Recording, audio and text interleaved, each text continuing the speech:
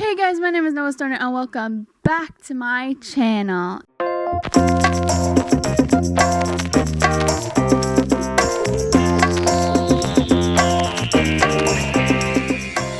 It's been a long time since I talked to you guys last time, but today in this video I thought you might want to follow along during the process of me making what I'd like to call my Santa baby dress.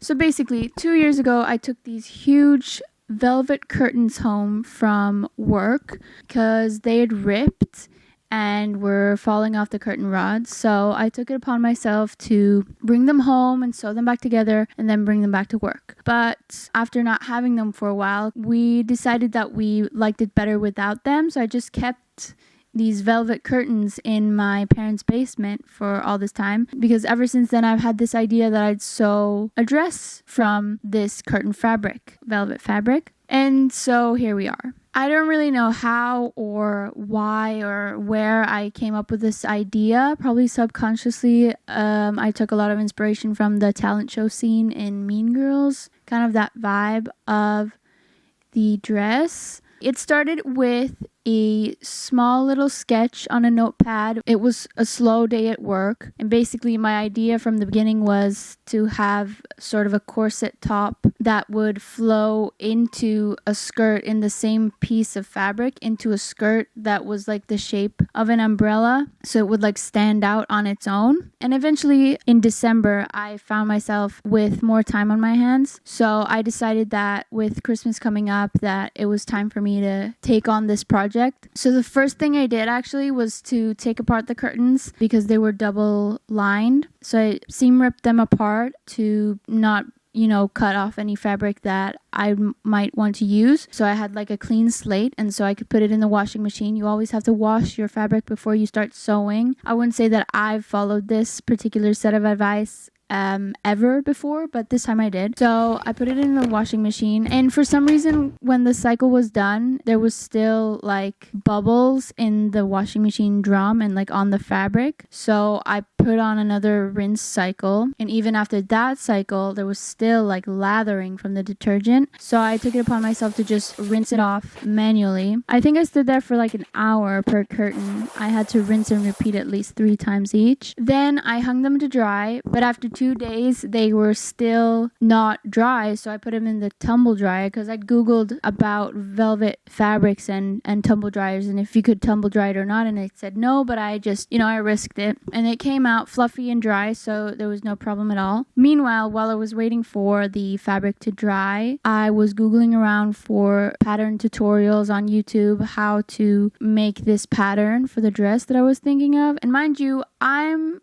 a DIYer. I'm a self-taught sewer. I'm not trained in this, but I had a vision. I was trying to make that happen. So anyway, I found this channel on YouTube called Stitches by Tale, and it's this Nigerian woman who just makes tutorials on how to sew. And I found a clip that was called like how to draft a Victorian corset, and I started following that one, and that tutorial, it worked, and it ended up being a little bit big in the back, so I tried to adjust that, and then I sewed it together on a trial piece of fabric, and then I adjusted the pieces and I cut out new pieces, adjusted them, but it just wasn't working. And like it had a sweetheart neckline, and I was looking for a bit more of a straight neckline, so I abandoned that tutorial and I was just like searching on her channel, and I found another one like how to draft a bustier instead. So I'm guessing like the different construction of a bustier and a corset are different because corsets need boning, and I didn't want to have boning in. I wanted just like the fabric to be steady on its own. That tutorial worked way better. So then I cut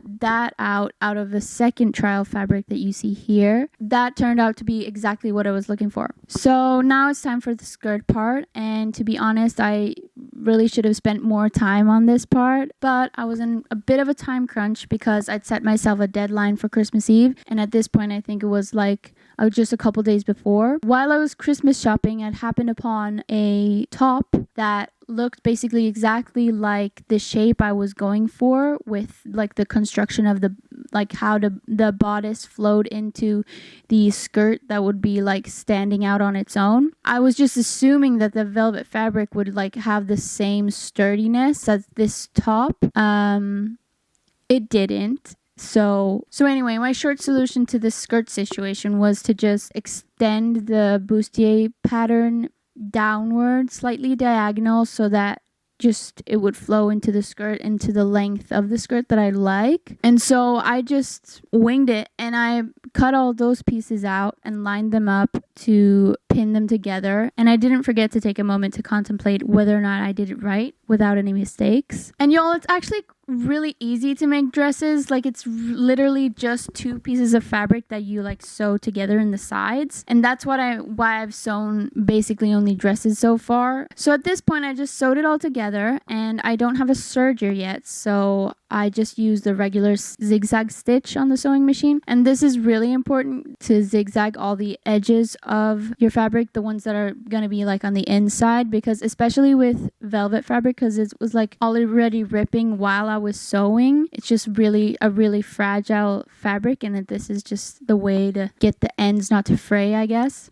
So then I finally tried it on, and at this point I tried it on a couple times already, and like holding it up against myself, but this was the first time I tried it on with the zipper, which, by the way, my parents thought that I should use a red hidden zipper, but I'm banging on a budget, y'all, so I decided to use what I had at home, which is I have like a roll of zipper that I can just cut whatever length I'd like, so I used that, and I like the contrast actually between the red and the white. It's gonna match eventually in the end. But it was also at this point that I confirmed my suspicions that I had before about making a mistake, because I noticed that the 2 side panels in the back were upside down, which meant with the way that the velvet is like pulled, I guess, it was the wrong way, so it made the color slightly lighter. But I think it's kind of cool, and it's at least it's symmetrical and it's in the back, so it doesn't, I don't really mind it at all. I think it's like a cool detail. But you know, had I not noticed that before the dress was fully like sewn together, I probably would have cut out of new pieces. But also when I cut out the pieces, I knew what I was doing. I knew that I was putting it the wrong way, but then I was like, but how bad can it be? And then it was bad, you know, but I don't really care. So now I was almost finished. The only thing that was left was a white fur trim. So I took a quick trip to the fabric store, and I bought the smallest amount possible of this white fur trim, and then I just kind of eyeballed it to cut out the width. And this time around, I remembered to attach my label before it was too late, before making the final touches. So then I attached the trim to the top of the dress, and then I decided that the dress, when I tried it on, that was too long, so I recruited my sister to help me cut the ends off and make it shorter, much to her chagrin, because she thought that I was cutting it too short. But it's my dress, my rules. I'm the one who's gonna wear it anyway, so I might as well have it the way I want it, you know? Hi gang, have a good Christmas. Merry Christmas. Merry Christmas. Happy Chrysler. And look at that. I seem to work well under pressure, because I finished this dress like 2 days before Christmas Eve, I think. Here's me wearing it on Christmas Eve at my uncle's house. I think it turned out really good, and the skirt didn't like stand out like an umbrella like I thought it would, but it was still like with the trim on the bottom. It was like having a hula hoop underneath, so it was like kind of like a compromise to my original design. I hope you guys enjoyed following along in my journey to become a Santa baby girl. I don't know when else I'm gonna use this dress. That's also what my sister asked me when I sewed it, because she's like, it looks like a Halloween costume. and it's like, yeah, I can use it as a Halloween costume. I can also like remove the fur trim and just like hem the bottom and the top and use it as like a regular red dress, because you know, when the fur wasn't attached to the bottom, it was flowing more towards my body, as opposed to like being stood out by the trim. It didn't take that long, but also when I sew, I really like hyper focus on it and like sit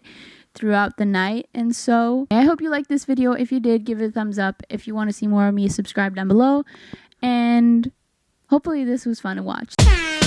Hey guys, oh my god, why do I look tired. Probably because it's the middle of the night. Bitch!